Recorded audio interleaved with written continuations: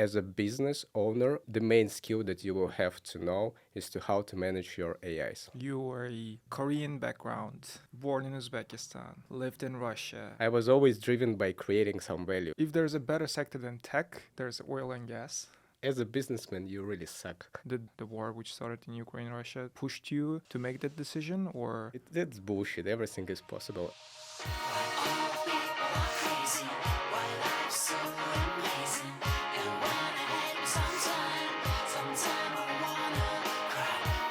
Hello everyone, this is Silkroad podcast and I'm your host Asrar Arabjanov. Silkroad podcast is supported by Silkroad Innovation Hub. Silkroad Innovation Hub is a hub and a platform for founders from Central Eurasia to come and build their products in the United States. We help and support exceptional founders from Central Eurasia. Today with us, an exceptional guest, CEO of Chatfuel, a leading AI firm, if we can call it, that's shaping the future of digital communication. With 7 million customers and over 1 billion monthly conversations, Chatfuel is at the forefront of AI innovation. Chatfuel is backed by Greylock, Knight Foundation, 500 Global, and Y Combinator. Fedor, welcome. Welcome. Thank you, Arthur. Thank you for having me. Fedor, this is great to have you here.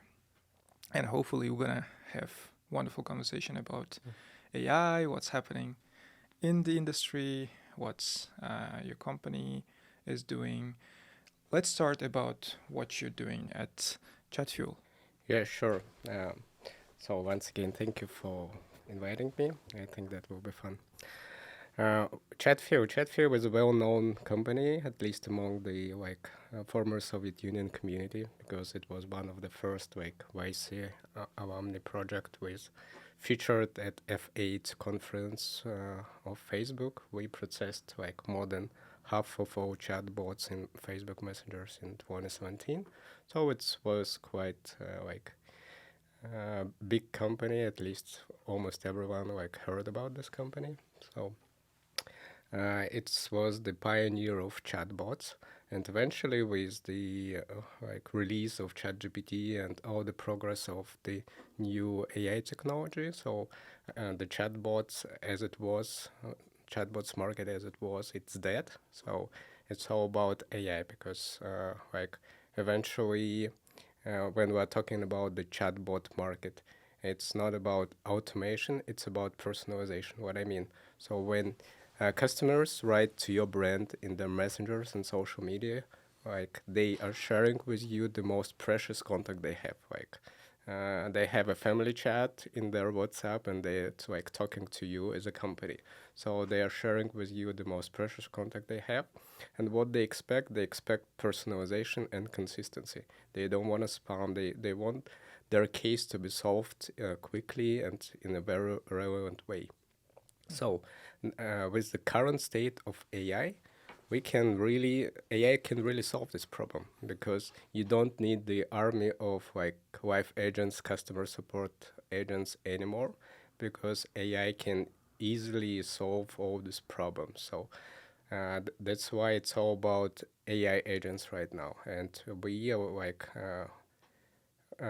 we want to be in the frontier of this market, and that's why we concentrated on the sales area. So we are doing autonomous AI multi-agents in sales and marketing for WhatsApp and other messengers. Yeah. Okay. Can you explain me the concept of multi-agents?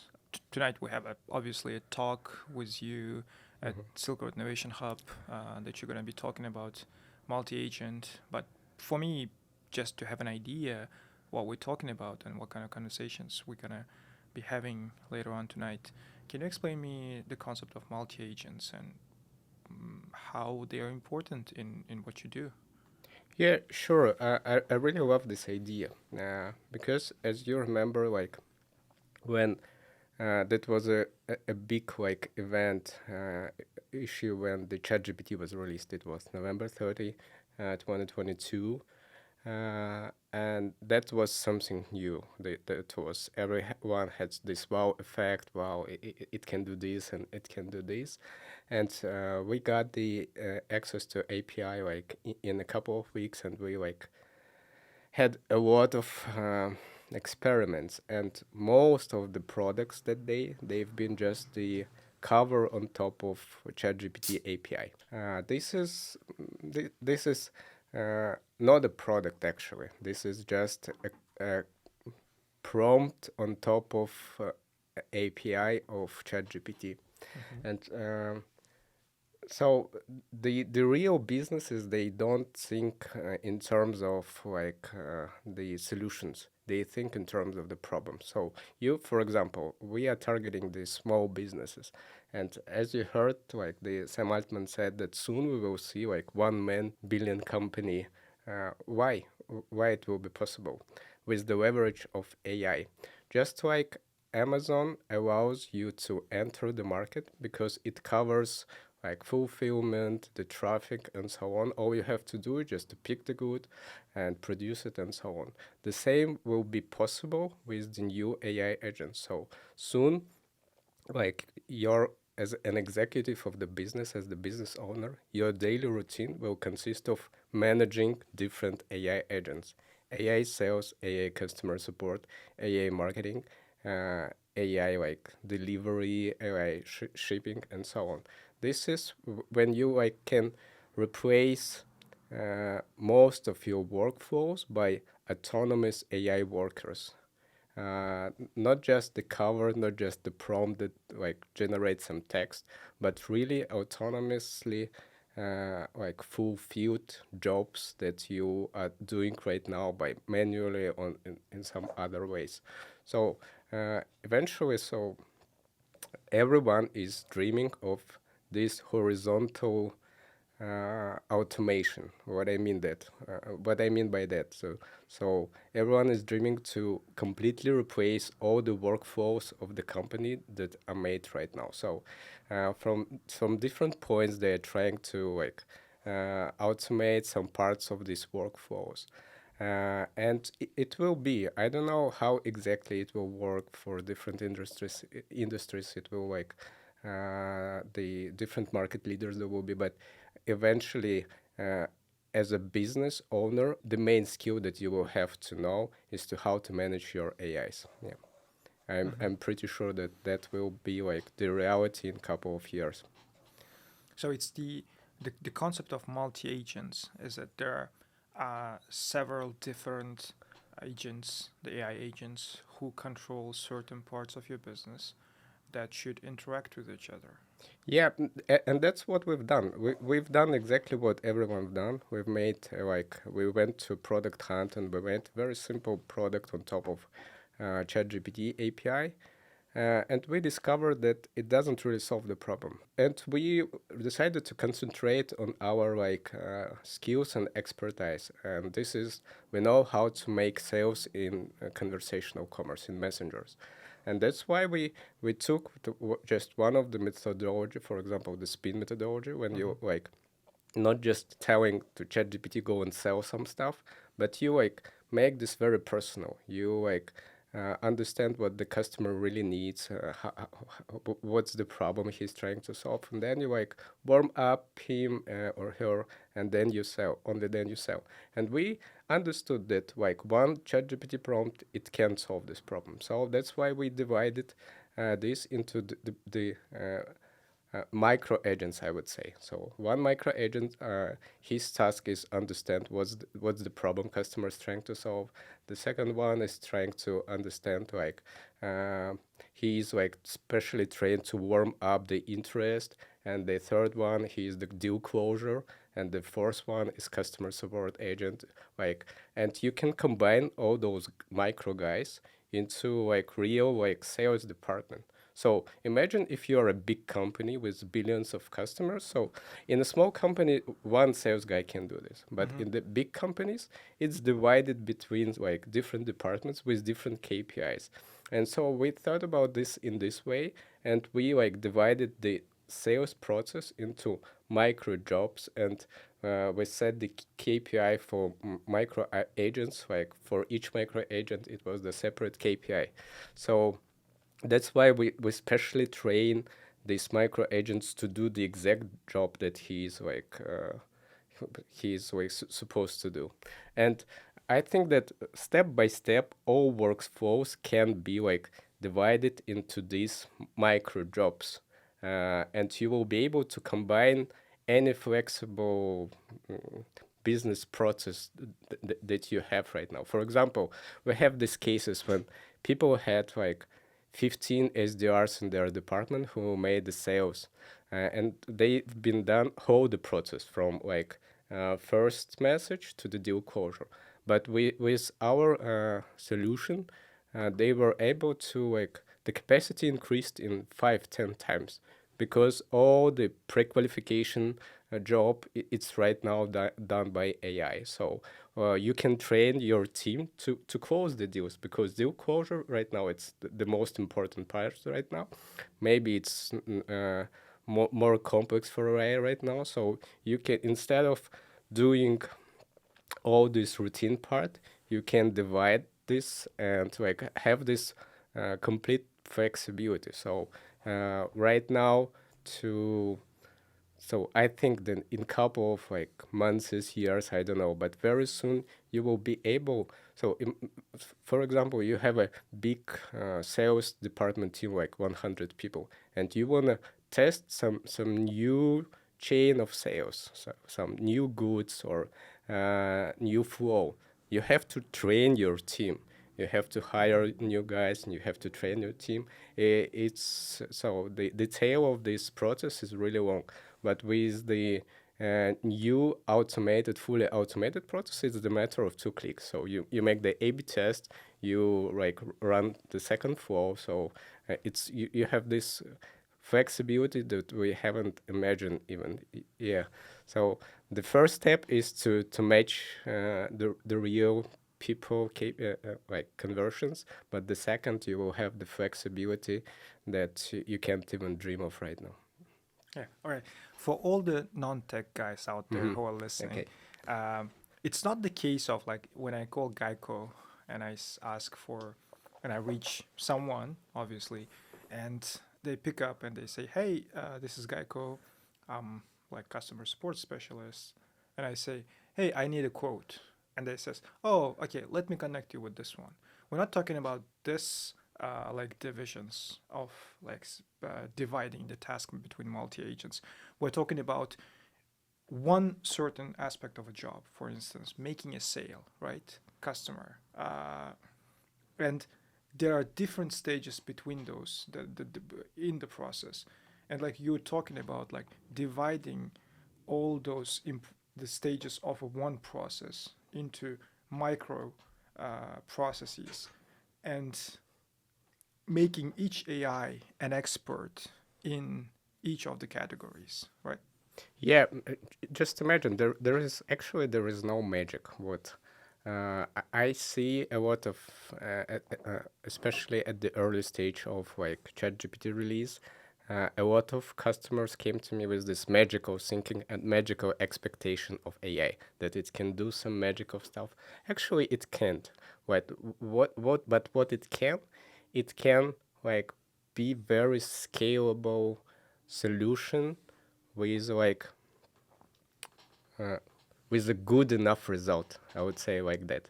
So imagine that instead of so why we have, for example, if we take your example, why when you call to some company you have this you have to wait so long in a line or there is like the robot talking to you because it's just cost saving. And with the new AI solution, imagine that instead of one guy who is like trying to save you some money on customer support, you can have like hundreds of people and you can divide this customers communication in like hundreds of microflows. Mm-hmm. So and of course the conversion rate. So instead of this one guy, for example, imagine that you would have like 100 people, and you could test the different approaches on how to convert this guy into upsell or whatever you want. And you have this leverage with the AI, so you can like um, give to each customer, treat each customer with the like as many people and employees as you wanted. Yeah. All right. Let me ask you about the company, the Chatfuel. You're not the founder of the company. No, I'm not. You are the CEO starting October 2022. Tell me about the history, like how you came to this very important task, I would say. Uh, yeah, sure. I'm not the founder. The founder is Dima Dumiki and Artem Tashnik. And as I said, at least in the Russian network, startups network, it is a very well-known company. Um, and a lot of with a lot of awareness. And when the board of directors approached me with the offer to think about this position, I've been involved in my startup in Brazil. Uh, we've made some marketplace for influencers, and I've been thinking a lot because I've been in a role when the company was in decline or in threat. That was my experience with my first startup. I've burned out the whole team completely, and I was very cautious because I thought that you will inherit not just the good company and good customer base, but also this negative legacy with the with the team, with the product, and so on. So that's why I was not that excited, but I thought, why not? Let's think about this. And the unique case was that the board of director allowed me to make this complete due diligence. So that means they gave me access to any team member or any document I wanted, and I really made my research. I talked to people, I read the every document that I wanted, and I have my thoughts on where I can pivot this project to. As I was biased because I've been doing the marketplace for influencers, I have some thoughts of driving company into the social commerce direction, and I was thinking, yeah, why not? This is a good company, so I get the good option. So why not? Maybe I should try it. And the more and more I talk to people, the more and more docs I read. The team was good, and that was not as burnout as with my previous experience. So the team was very good. This is a very good team, and the product was good, and the client base is stable. So I decided, why not? This is I'm good in crisis situations when there is a lot of unknown. I can I think that's one of my strengths, and I after a couple of months of negotiating and due diligence, I took the offer. Yeah. For a lot of people in tech, for lots of founders, it might be interesting topic. How does it happen? Like a startup happens to grow fast, have lots of customers, and the CEO is out and new CEO is coming. How does it happen? Who reaches out to you, and who do you negotiate with? Does the CEO have any say in your appointment? How does the selection process happen? As you know, the startup path is a very tough way, and this is not for everyone. And this is very tough, both emotionally, competition. So today you're on top, tomorrow you're down, and this kind of roller coaster, it's very emotionally consuming. And so it's a very often case when founders are burnt out. Yeah, this is I've been in this position, I've been completely burned out, and this happens. This happens. You are not driven anymore by the problem that you're working at, or you're just tired. The opportunity cost is always high.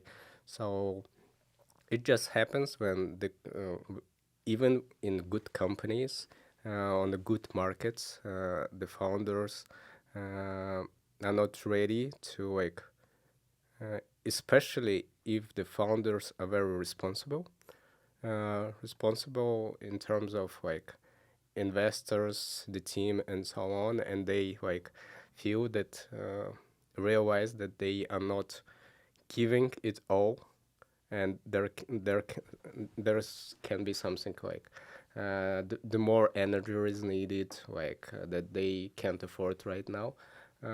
So it happens that in Chatfuel, it happened in a very peaceful and normal way. Sometimes the board of directors decided to change the founder team and so on. This is the more about the conflict situation.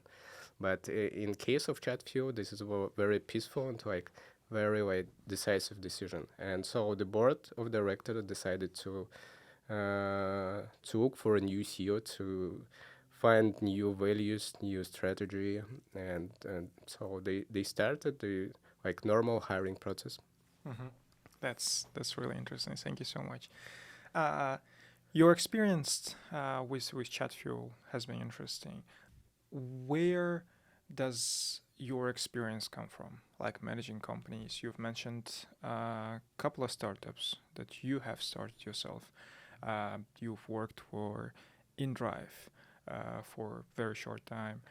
You worked for Shoplio, but your main experience comes from oil and gas as a business person, Yeah, right? yeah. Tell me about that experience, how the transition happens, because most of the people, as they know, they're really convinced the pay is really good.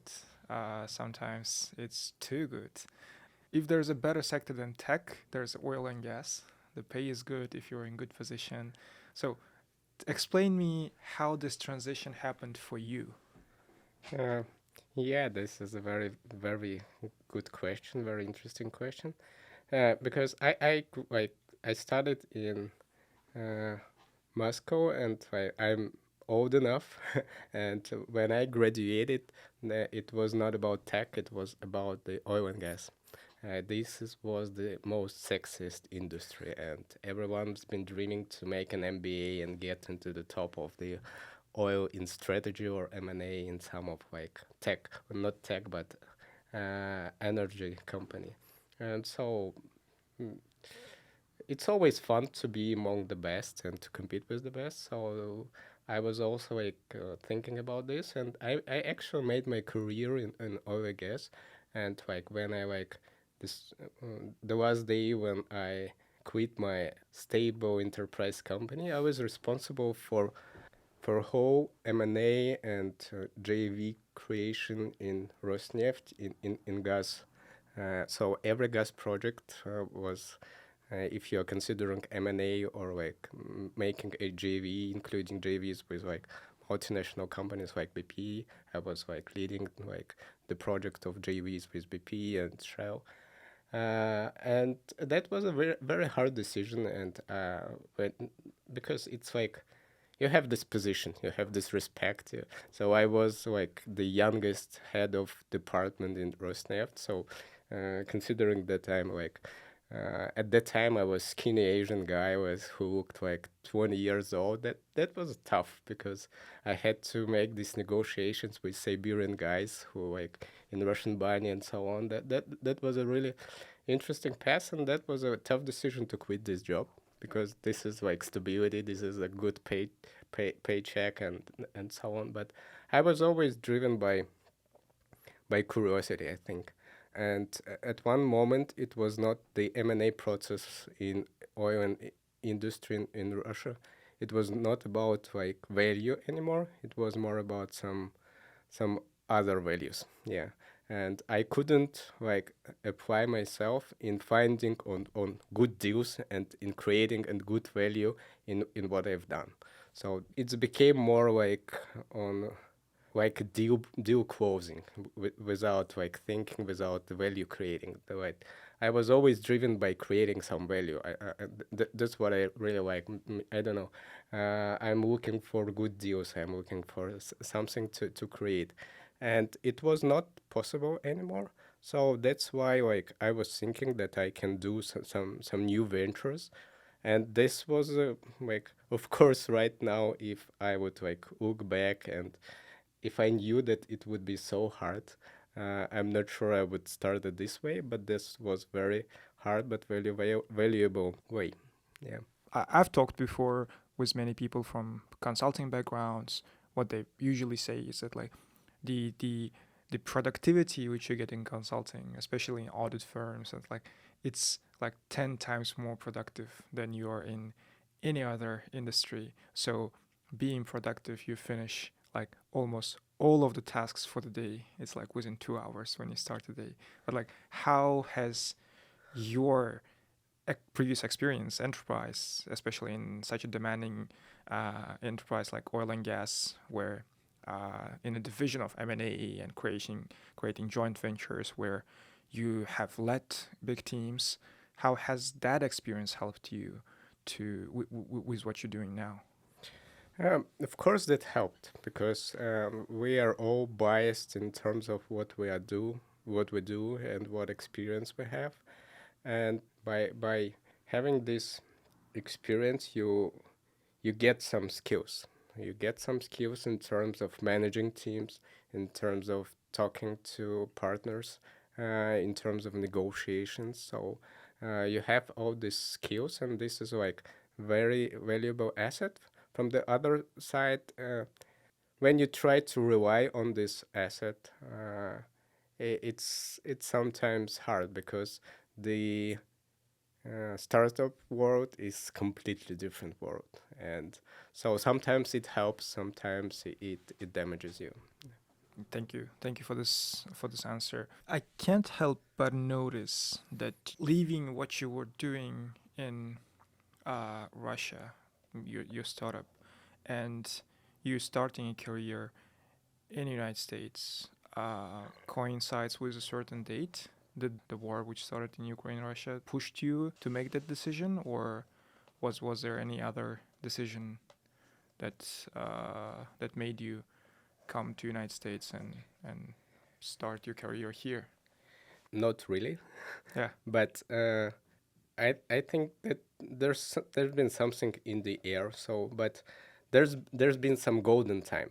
The golden time was like, and that's why the model I've been like pursuing by myself. It's like late 20s when we've seen a lot of Russian startups like launching businesses in United States, Hmm. but living in Moscow or wherever. So you could freely do this, and I had some friends who did this job and who's done it successfully, and that was a really good and comfortable case because the cost of living, the service, and so on, it's really good, especially so in Moscow, especially if you get used to it. So we are all building some bubbles around our life. So when you make something comfortable, it's too hard to change something, especially when you have kids and friends and relatives.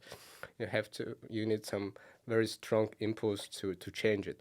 But there's been something in the air already, and it's like when I quit my startup, Russian-based startup, the first and the main insight that I had that I wanna have some international experience, and I needed to have some international experience. And it all seems to me some complex stuff because you know the Russian, you're like limited to one market. You know how to do business here because you know all the people, you know how to do stuff, how the business is done, and like doing business somewhere else, it sounded so complicated. But then I decided, well, and I still remember this call with one of the girls. I was like consulting if it's possible to get into the international startup, and she said no, it's almost impossible. But and I decided no, and it's bullshit. Everything is possible. And then I like hired my sales my sales guy from my startup, and I said, go find me my job in the international startup, and I give you success fee. So I tried to do it by myself, but that was like my decision three. Right now, I don't have enough energy and knowledge to launch my own startup international. That's why I need to get into like safe space to get some knowledge. But I have low energy and I forgot how to sell myself for a long time.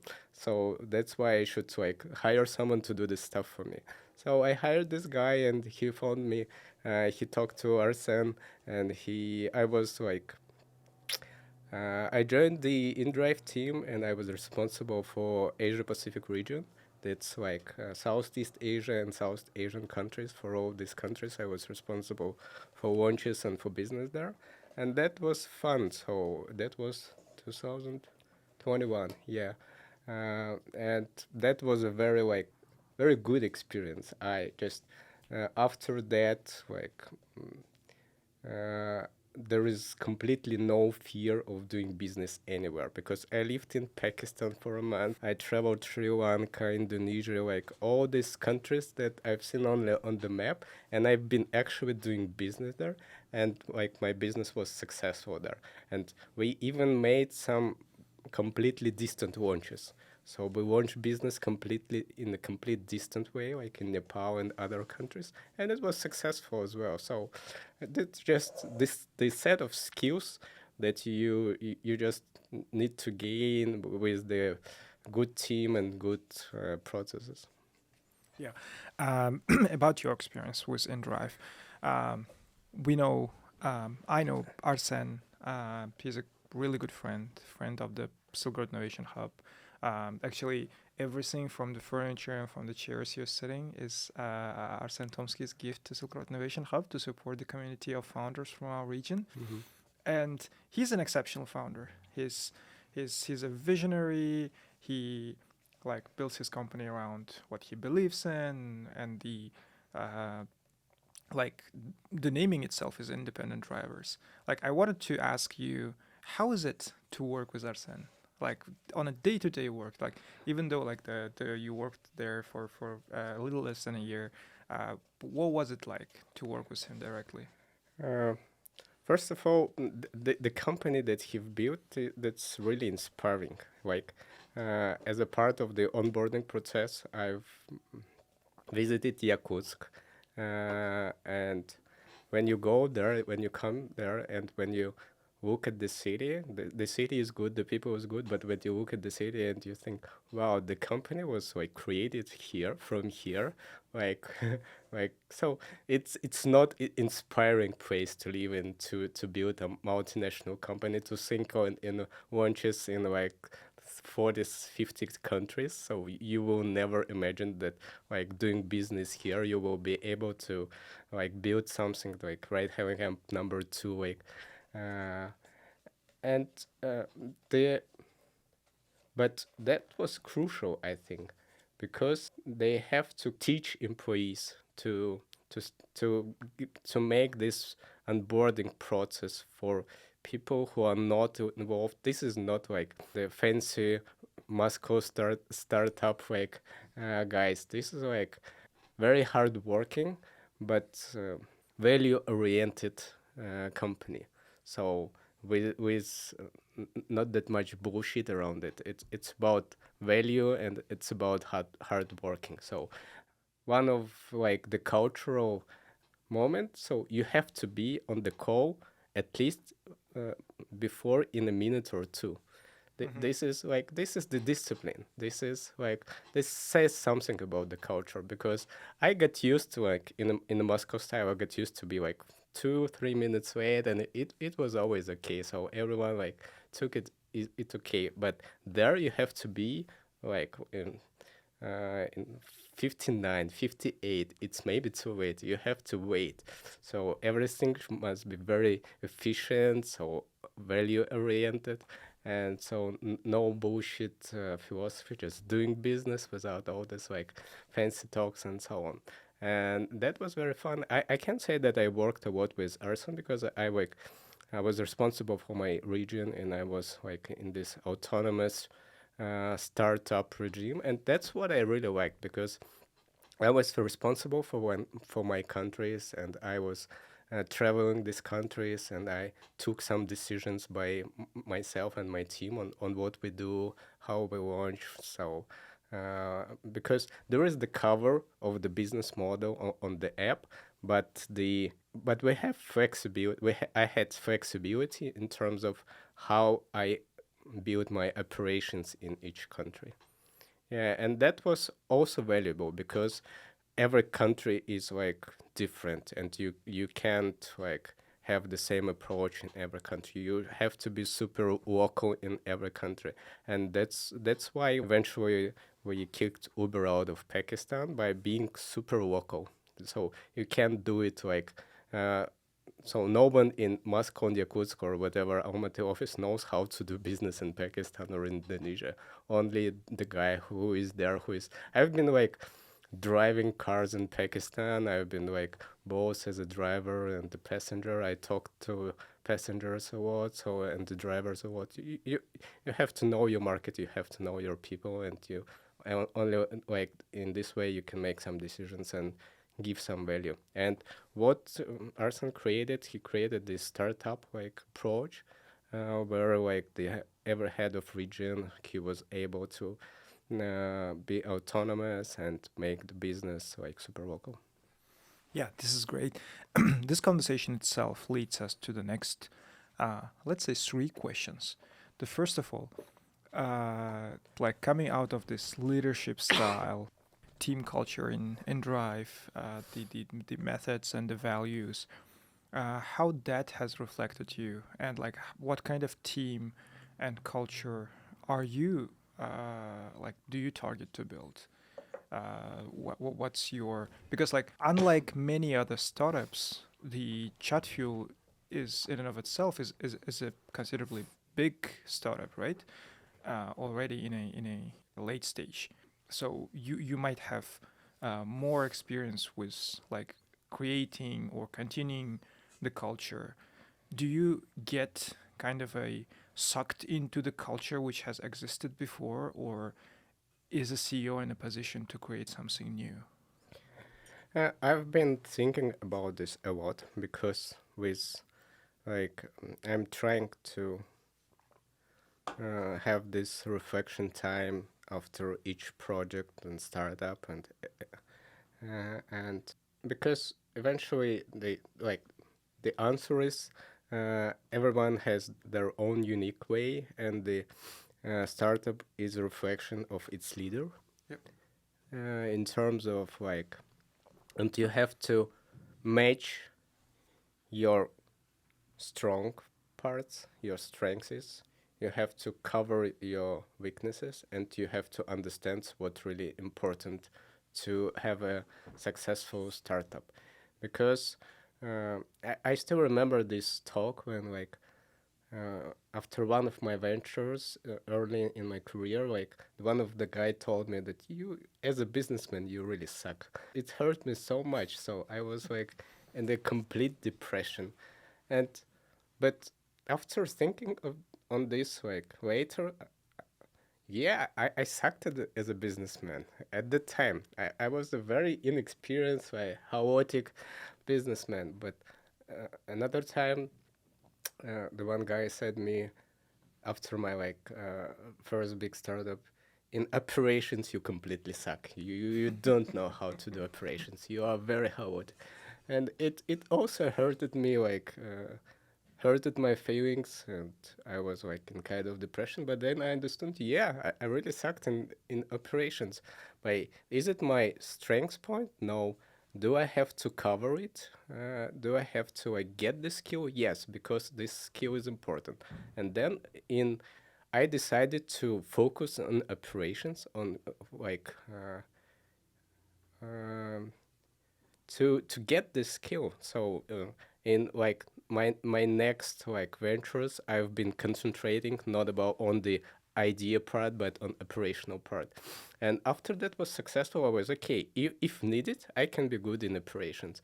Do I need to do this right now? No, that's not one of my strengths. But I can cover it with one of my team member, so to run this stuff.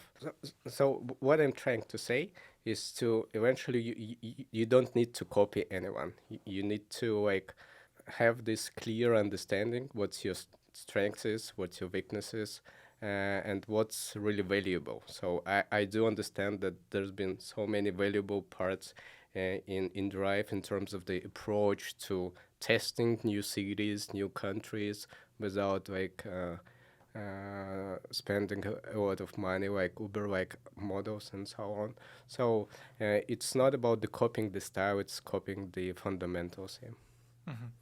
Yeah. Yeah. The question I wanted to concentrate on, like, do you get to, like, because when you join a startup or company as a leader at a later stage, the company culture at certain level, it has been formed. Do you kind of have to, or do you prefer to kind of get used to what's already there, or do you try and change the way you think it's right? Because what I'm asking the question is that, like, one of the popular topics in Silicon Valley for the discussion has been for the past, I think it started somewhere, maybe even earlier, but the conversation started sometime around when Trump was a candidate for the presidency, and there has been lots of debates and discussion within the companies, and there were people um, like supporting this candidate or get that candidate, and some people like received a backlash for within their companies for certain positions within the company, right? And the discussion lately has been that, like, the company is not a place for things like that, and the CEO should not get sucked into those conversations. And, like, when you're joining a company, you're joining the company because you value the business and the culture inside the company. Uh, that's what I'm trying to kind of ask you. Do you form your Mm-hmm. own set of values and cultures, or do you try to kind of get used to and learn what's important for the team and for the culture that has established within the company? Yeah, very good topic to think about it. To think about, it's all about expectations. Expectations, your expectations of the company, expectations of your investors of the company. So who are you working for? Are you working for investors? Are you working for your ambitions or your employees? This is a very important question because joining the established company is ECO is like very hard way because you're like I I didn't get used to like this solo marathon. Yeah. It's very a hard way because in these emotional roller coasters, it's always hard. So you have to choose who are you working for, who is your main like Uncle Sam. Is it your ego, your ambitions, your investors, or like uh, your team? And what I came to is that uh, at least in my company, uh, I'm working for my team. The biggest I'm responsible to my like I report to board of directors.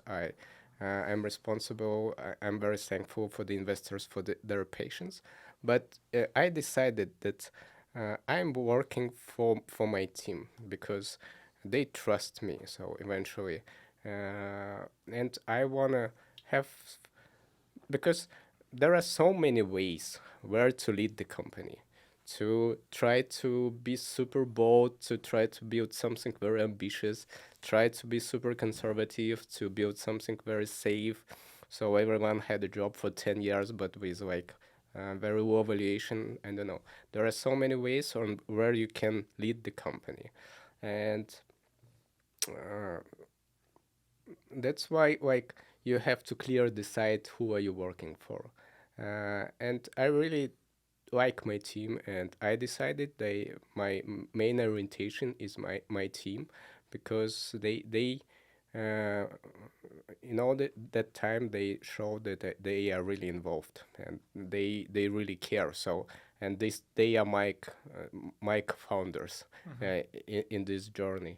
And of course, you like, after understanding what you really, who are you working for and what you really want to do with the company, you decided whether the culture that's already in place supports that way or not. If it's not, you change. If it is, you don't change. Something like that. Because not everything that was uh, worked well in terms of like supporting my current strategy and ambitions and company's goals. And it's very like important to understand what are you, where are you aiming. You are still aiming to build something like with a billion valuation. You are aiming to build something just valuable uh, for the team, or like you just working for like dividends for investors and so on. Yeah. Yeah, that's a very interesting response. The second question, which our previous conversation about your experience in inDrive leads to, you've told very beautiful, wonderful, and interesting insights about like scaling the business in remote locations, like the countries. Some of people here might not even know they exist. Uh, so tell me about this thing. Like when you go there, let's say Pakistan. You were a Korean background, born in Uzbekistan, lived in Russia, worked and built companies and products in the United States. You go into Pakistan to create a team. You're unaware of the culture, unaware of how things work there, uh, and you manage to beat one of the biggest ride-hailing apps in the market. How does this happen? Like, how do you hire people? How do you approach the market? How do you overcome the challenges that exist in the market? Like, tell me a couple of things from the playbook of Fedor Pak.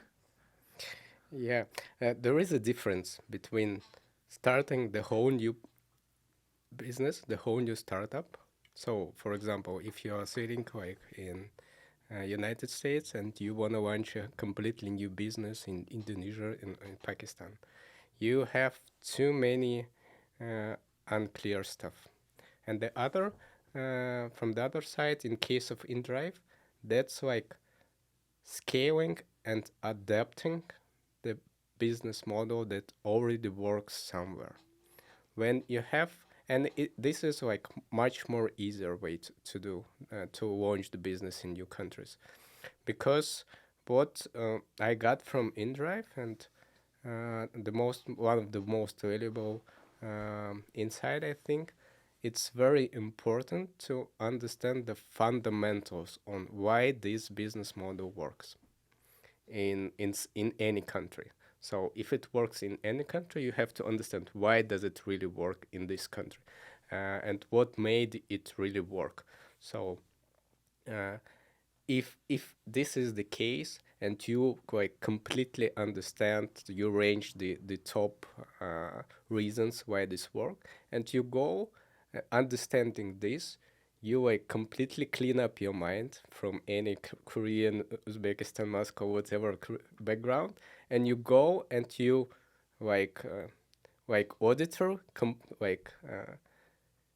unbiased auditor, you go and check those assumptions.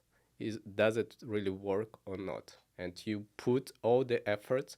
What's and the second part, what's also like important, you have to range those assumptions, because doing startups, you will like you can like find yourself like billions hours of what work. Yeah, you can do so many stuff, and it's very important to understand what's the top assumption, and you go the check assumption from top to the bottom, and you go, you take the one, for example, if what's inDrive? inDrive is a marketplace.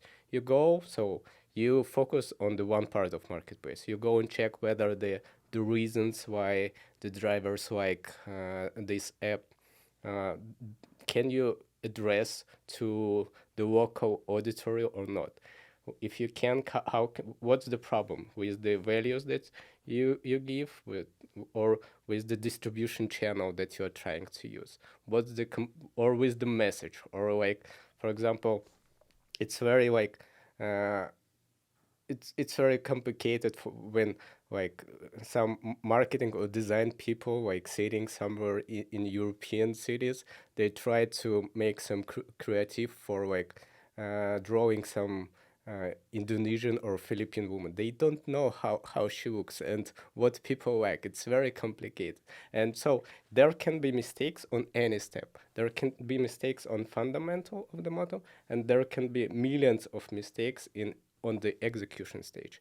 And you have to like clearly understand what you are testing. You are testing and what doesn't work, or it doesn't work at all, but you should prove it. Or you have some problems with the execution, with the channel, with the not understanding the messages, the bad visual, and so on. When you have this picture, when you have this playbook, when you when you really like in detail understand why your models, your business model and your product work, you go and you in unbiased way you check the fundamentals. Does it work or not? If it does, if you have like this good feelings that the problems that you're solving for drivers and passengers, like in InDrive, uh, there are some problems and you can solve them. And then you go and you make some billions of tests in terms of execution. It's not always working. So it never actually it never works from the first attempt. It works in some different way. And of course you have to have some local guy. And with a local guy, you have to like forget everything you know about your previous countries and life, and go step by step, check the fundamentals, and even some things that can be very obvious for you, that you go and check. So you double check with the local team. So because like the perception of different stuff, it can be so different, but can be very decisive. For example, when I've been in Pakistan, I'm calling to my managers, and I'm saying we should launch rickshaws. So in Pakistan, rickshaws. So when we are talking about rickshaws, you like imagine some guy on a bicycle with waiting like this is why rickshaws were like tech app. What are you talking about? But I've been there. Rickshaws is a bike with like cabin that drives up to six people, and it's fast. It's safe for women in Pakistan. It's not safe to like take the cab on the street. So, but rickshaws is fast, cheap, and very convenient. So only being there, you can do this stuff. But sitting in your office, like drinking coffee and like being stuck in your perception of the world, you will never be like successful. You have to like make sure that you don't have any prejudice at all, and to go and focus on your ranged fundamentals check. Yeah. Yeah, we're talking about the bikes with a cabin, right? That carry Yeah, people. yeah. That's very interesting. Uh, uh, Turning back to our previous discussion, which you've raised, that it was really convenient for many people, and maybe that's one of the reasons. Like there are so many, like successful Russian origin startups in the United States and abroad, like globally. It was really convenient working from one part of the world and scaling your products to other parts. For some of the products, it's easier, but for some, it's more difficult.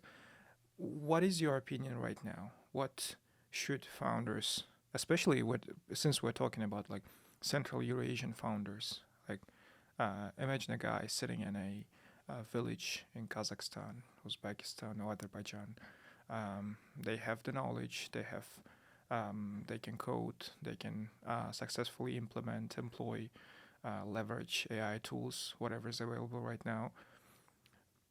What's best for them? Should they be in Silicon Valley if they're building something in AI or software, whatever we're thinking, or should they try to build something and then scale it here? Because like I'm considering the case of Arsene himself. Like it's at certain moment he himself opened an office in Mountain View, right? He moved to California. He lived here, even though he was a huge company at that stage. Like, what is your opinion? Can we build products to global market, being and having the team there back home, or are we all doomed and we have to come and live here and build products here? Hmm. Very good question. I personally think that we have this one in a lifetime opportunity in terms of, like, for example, AI startups right now, because no one has like 10 years experience in ChatGPT. So this is some brand new. So I think that in some terms, the Central Asian people, they missed some of the like milestones of technology development. But this opportunity, it shouldn't miss. So AI leveraged everyone and made everyone equal. So at least for now. But this like gap, it will increase because there is.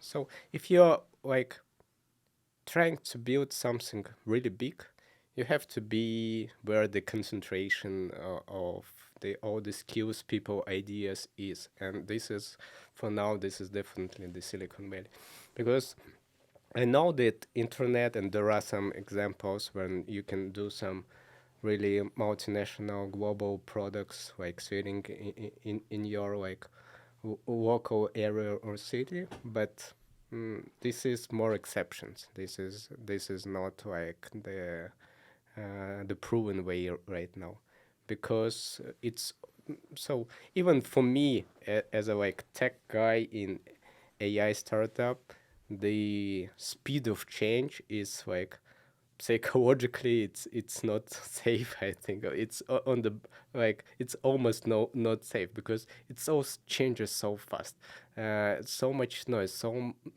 much FOMO. So and you have to be updated always, and sitting somewhere like in a local city, um, it's very hard to, because I believe in like ideas in communicating with people. So when you know people, when you talk to people, when you share ideas, that's much more efficient. I don't like the like all this remote stuff, all remote work, because and definitely you should be here to make something global, because when you like on a of course it's always comfortable to be with your relatives, with your family, and especially I think that's like we have something in common. Like in Central Asia, it's a big family, and so and it's safe. It's good. It's a good feeling. This is valuable part of our life, our like, grandparents and so on. But if you have these ambitions and you don't want to miss this trend, you have to be where the money is. The money is not in Uzbekistan or Almaty in terms of AI startups. The money talks. Yeah, the money here, and you have to be where the money is, because uh, I took this, like I told you the story with international skills, that I decided that I don't want to target local markets Yep. anymore, because the amount of efforts that you have to put to build the project is the same, whether it's like United States or Russia or Uzbekistan, but the market it like 100 times, like 1,000 times smaller. So you will give all these efforts to do like the project that's like 100 times smaller, while like being somewhere where it all happens, you could, with the same amount of efforts, you could like build something much more bigger. Yeah, to summarize, you think it's really important to be where the concentration of talent is. Yeah. The Silicon Valley was all the AI things happening here and the talent being concentrated here.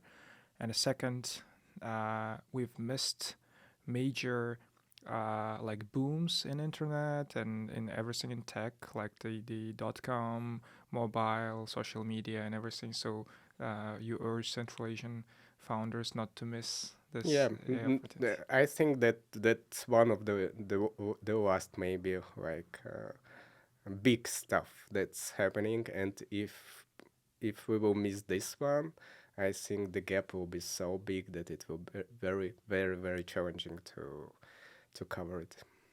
Yeah, thank you so much.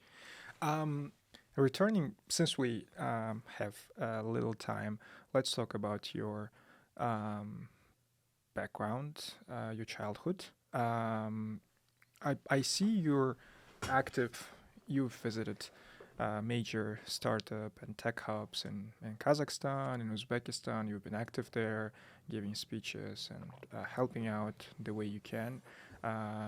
You were born in Uzbekistan. Yeah, I was born in Tashkent. Yeah, I've been living there till 14, till ninth grade, and then I moved to Russia. Yeah. You still have relatives Yeah, back I home? do have. Yeah, and that uh, with all this stuff that happened with that stuff, I had this like opportunity to live in Central Asia with close to relatives, and that was uh, a good time because when you're like living in Moscow and other cities, you're more in like self-sufficient mode. You're thinking that family is good, but that's something in past. But when you come there, when you have all these warm moments, actually we had this moment. We had this big event when like relatives from all countries, from United States, Korea, and like there's been about 40 grandchild that came Yeah. from different parts of the world, and that was really fun. That I thought, yeah, that's like something you really miss. That's something valuable, and I thought that I want my children to have this feeling as well. Yeah. Yeah. That's one of the reasons where we are creating this community of founders in Silk Road Innovation Hub. It's that like there are people who you can talk to, like who understands you. Like for instance, the value of having 40 relatives surrounding you and like spending time with them. Like I I I don't think you would understand it like unless you've lived there and you saw the culture and like it was the culture. It is your culture. It's Yeah. like, yeah. My son told me I have too many grandpas and grandmas. That's a norm. That's a norm. If you don't know at least 8 grandparents, grandmas, like everyone calls you like for the thing from my father that used to say like you struggle raising a kid, you give all your education efforts, and when he grows up, like there are at least like 20 uncles and 20 aunts and 20 grandparents who say, I raised him like this is Yeah, my yeah, education. yeah, yeah. That's a big part of our soul and our like our being. Yeah, that was a good time to remember your roots and your family, and that was a really precious time. Yeah. Yeah, Fyodor, thank you so much for coming, spending time to chat with us. I hope this conversation will be useful for many other founders from uh, our part of the world and for investors who are trying to learn about the region. And my last question would be I ask this to everyone. Let's ask you about Uzbekistan. Let's say you're in a position to talk and convince a local VC guy who is considering to invest into a founder from Uzbekistan or a company from Uzbekistan, startup from Uzbekistan. What would you list as a, or what would your arguments be? Try to convince him to invest in that startup particularly. Yeah, good question.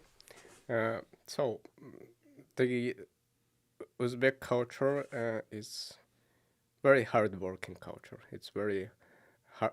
We like very honest, hardworking, and I think the the most important, hungry.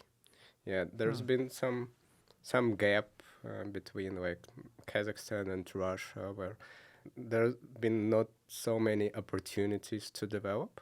And right now, that after like visiting this Tashkent and all this IT hubs and talking to startups, I see this hunger, and I think that that's very important.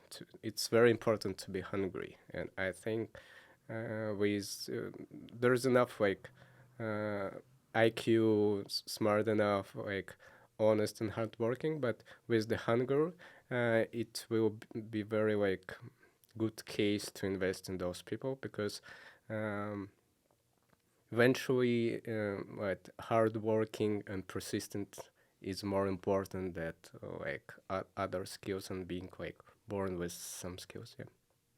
Thank you so much, Fedor. Thank you for having me. This was wonderful. Yeah. Thank Thank you. you. Thank you. By every step in my moving, always